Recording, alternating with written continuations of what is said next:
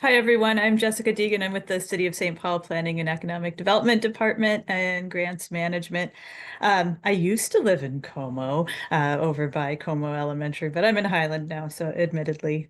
But here representing the city with Zoe. So I'll turn it over to Zoe. Thanks, Jessica. Zoe Bourgerie. I also live in Highland Park and here on behalf of the city. And I also work in our planning and economic development department, and I'm the city's district council coordinator. I would like to introduce our guests. We've got Jessica and Zoe here from the City of St. Paul to talk with us about the HUD Consolidated Plan and kind of gather some public input. So with that, I will turn it over to you ladies and thank you. Sorry about that. Okay, so my name is Zoe, mentioned before. I'm here with my colleague Jessica. We're here to share with you guys a little bit about the status of the city's HUD Consolidated Plan. Um, I don't think we need to do introductions again since we did them at the beginning, but a little background. Well, we want to share the consolidated plan, kind of be able to ask or answer any questions you might have, share how you can get involved as a board member and how you can help share this with your neighbors while we have our survey open to get input. But a little bit about the consolidated plan is that it's a 5-year plan that the city has to submit to HUD. Sorry, I'm like losing my notes here. Okay, is a 5-year plan that the city submits to HUD that kind of outlines goals and priorities for how we spend the annual funding we get from the federal government. We, in this plan, we kind of lay out different data and information about the current needs that we see in the community regarding housing and community development. And by identifying our goals and objectives, we kind of prioritize how we want to spend money in certain areas. And so this plan is really to put all that in one document to show how we plan to utilize the funds throughout the year. And it's important that the goals and priorities that we have in this plan align with our 10-year comprehensive plan. So it's important that we're sharing it tonight with you all to give you a chance to kind of see where the funding typically does go. And if you guys have some thoughts about where you see needs and priorities in the community. Um, so this shows you guys how much money the city receives annually from the funding we get from the federal government. There are 3 different funding sources that we use. One are community development block grants, and those can fund a variety of activities. It's a little bit more flexible than some of the other funding sources that we have through HUD. So that's kind of the yellow category. See, we get the most through CDBG dollars, over $6 million. And other funds are the home, which is the home investment partnerships, and that really works to support the city in our efforts to increase and expand our supply of affordable housing. That one's a smaller bucket, sitting around under $2 million that we receive each year. And then the ESG are emergency solution grants, and those are used to help prevent homelessness, provide social services um, for folks who find themselves unsheltered. And that obviously is a smaller amount, sitting around under $500,000. Jessica, since I don't really have my notes, if you want to chime in at all, if there's anything I'm missing, but I'm kind of going off the cuff here because I don't have them. Got it. You're good so far. Okay, perfect. And so this goes a little bit more in depth of just where you might see some of these dollars go. So beyond the programs and initiatives that we do at the city, this funding is also used to support our partners, whether they're external community development organizations, district councils, other organizations that are working in these similar areas to support us in reaching our goals that we outline in this plan. So as you can see, this 5-year kind of spending. You kind of see where most of it's from CDBG dollars, the home grants, ESG grants, some examples of programs that receive the most money are housing rehabilitation, which includes both rental and home ownership homes, development of new housing, economic development, and public improvements. So some ideas around public improvements that can be stormwater mitigation work, upgrades to parks, public services can be, programming around fair housing, doing community engagement. Our district councils get funded partly through CDBG dollars, employment training in that kind of economic development sphere, both youth, and adults, business assistance. It's really flexible and broad funding. So that's kind of giving you guys an idea of how the city currently utilizes and prioritizes funds through this program. Jesse, I'm not sure if you have anything kind of more and specific, but these are kind of just photos showing examples of, housing projects or things you might see out in the community that the city likely would use HUD dollars for. Yeah, just as Zoe mentioned, housing really is kind of the lion's share of the activity, although there's a lot of other things to do with the CDBG dollars. But on the housing side, it's everything from down payment assistance for home buyers to housing rehab loans for individual homeowners to building new construction multifamily rental housing and new construction single housing as well. So it's that full gamut of housing activities that you'd see. And also thinking about economic development, ways you'd probably tangibly see that in the community is support to businesses, through facade grant improvements, making it look a little bit more welcoming to the community, public infrastructure kind of support. And I know I mentioned some other aspects of like workforce development. Those are typical uses. And public improvements. So we have park improvements, libraries, public facilities, and low-income areas. And we kind of have the example of our mobile library bus to have more expansive and creative programming in the community that folks will see themselves and be able to utilize. Just a little bit about, how this kind of plan has come together. The process has been pretty much shepherded by our planning department with the support from our grants management team. So starting this summer, some of our staff were out at community events to kind of just share more about the plan, but really we're pulling data, we're gathering information that can help substantiate what we're seeing in the community. And so right now, we've also shared this invitation with district councils and other community partners to engage in direct conversation so they know kind of the timeline of this work and to provide feedback and insights. So outside of kind of these presentations to district councils and those kind of one-on-one conversations, we also have a survey that is live right now that opened in November, and you've probably seen it in some newsletters already, but that's a way you can kind of give a little bit more input. I know today's going to be a very high level conversation, but that survey is going to be open through the end of the month, so December 31st. And internally, we have the goal to kind of get an initial draft ready come February. And once that happens, it will get released to the public. There will be opportunities to review what we've put together, provide comments. There'll be public hearings, and you can kind of share some of your thoughts with City Council, in hopes that it gets submitted to HUD in the spring of next year. One thing I didn't mention kind of in the beginning, this is a 5-year plan that spans, but the city will do kind of annual action plans and reporting around our progress around this work. So those are just kind of ways that you can, if you're very interested, stay involved and see how we progress towards the goals that we identify in the plan this year.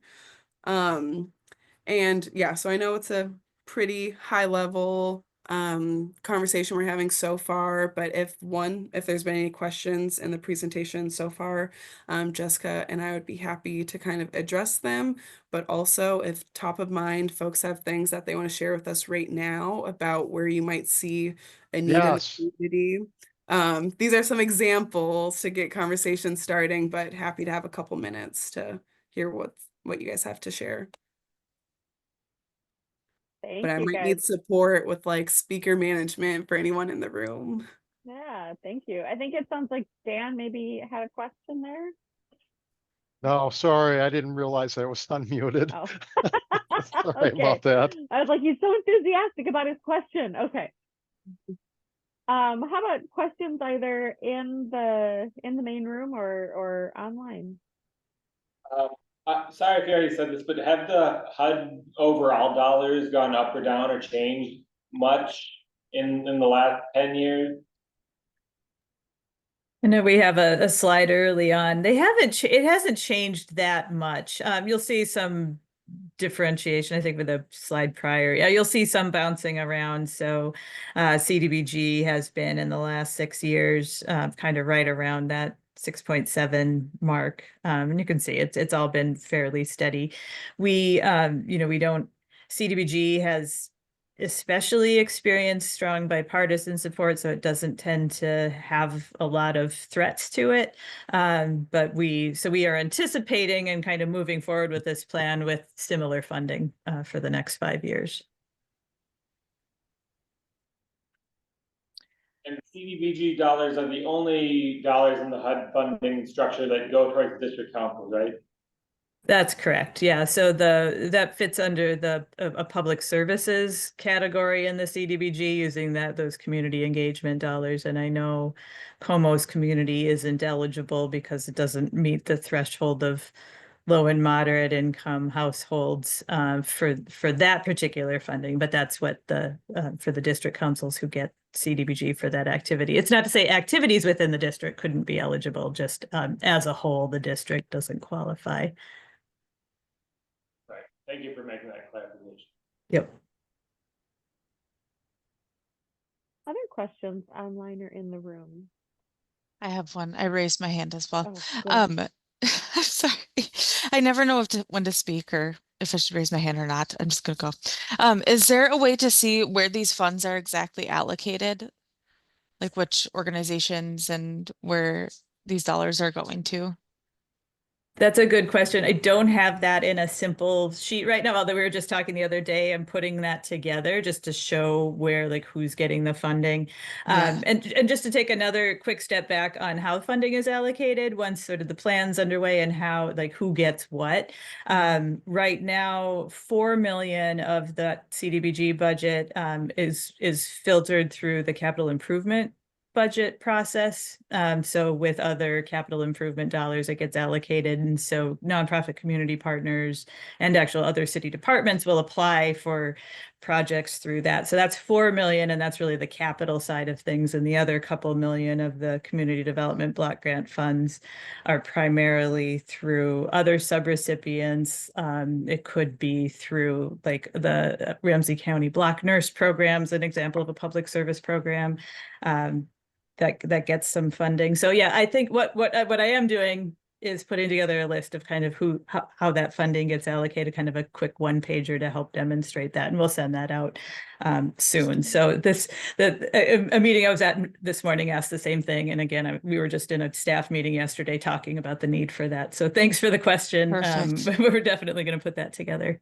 Yes. And then super quick, have you guys already presented to like Heading Home Ramsey and those types of panels? We have not. We will be with Heading Home Ramsey, if not here in Perfect. December. It'll be January. But cool. yeah, they're very important, especially the emergency solutions grant side of things. Awesome. Thank you. Mhm. For the home funding and or anything regarding housing, is St. Paul looking or asking questions on how to allocate it, i.e. to multifamily versus single family? Are there talks on that or thoughts on that? I think, as I mentioned earlier, I think that we've primarily been using it on the multifamily rental side of things, although the city had explored doing housing construction with the home, or like single family activities with the home dollars as well.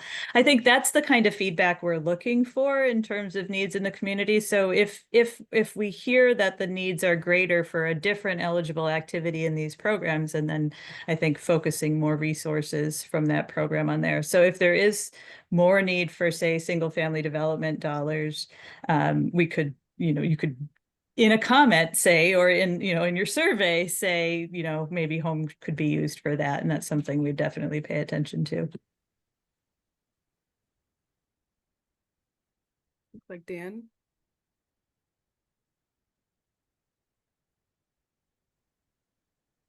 Yeah, go ahead, Dan. Oh, sorry, I didn't hear you say that. And I apologize because I was late to the meeting, so maybe you covered it, but I'm seeing, 8.8 million and 4 million for housing rehab and et cetera. But in the money that you spent, you've got a lot of bulleted things. We do this.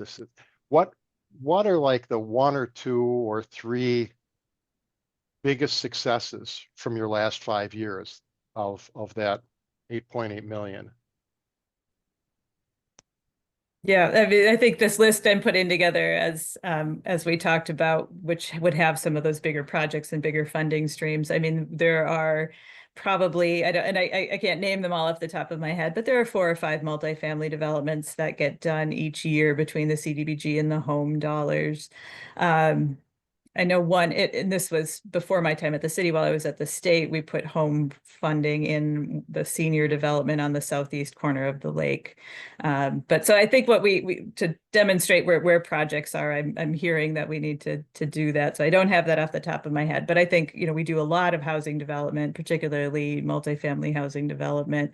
During COVID, we did a lot of public facilities kind of work with these resources, and there was a lot of the bookmobile that Zoe showed earlier, for example. On the economic development side of things, primarily it's small businesses. So it's facade improvements and code corrections. And so it's hard to show those as big splashy examples. Payne Avenue is an area of the city that I think has had a lot of really targeted economic development on the storefront side. So that sort of as a whole in the neighborhood is a good example. But otherwise it's almost hidden in terms of the beneficiaries, especially when we're talking about individual homeowners and that kind of thing. So I know that doesn't completely answer your question, but it's a broad range of activities. Yeah, it's for me and for just in general. I Yeah, find that having an actual example, like for instance, so we do these things and these things and these things. That's tends to be kind of generic, and it doesn't resonate. It certainly doesn't resonate with me, and I think with people in general. But you say we do these things. For instance, we did this. you're For right. instance, we did that. That's a lot more Okay. helpful to like me Sure. and impactful. So just a thought. Yeah, yeah. Thanks, Dan. We do have some, I'm thinking of another presentation we've done for something else that has a map that kind of calls out where projects are around the city and is a little more specific rather than these broad categories. So appreciate the feedback and understand how that can make it more relatable.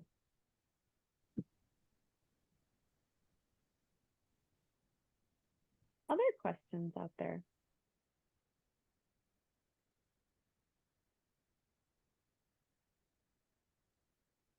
All right. Well, I think it looks like the folks in the streetcar station linked the survey for those of us online. For those of you in person, you're gonna have to go find it yourself, or maybe take your phone and grab that QR code there that's on the slide. And how long is the survey open right now? Yeah, so the survey is only going to be open through the end of this month, so December 31st. We have it available in English, Hmong, Korean, Spanish, and Somali, so really hope that it can get out and people can take the survey in language. The website's pretty interactive and informative, which is that Engage St. Paul I am just, yeah, engagestpaul.gov/con-plan. So yeah, hopefully folks can, take some time to do that before the holidays and the new year. And then obviously we'll definitely share information with the district council as a follow-up of when it kind of gets presented as a draft plan for further comment and when those dates of the public hearing will be. So, and yeah, if there's any questions in the meantime,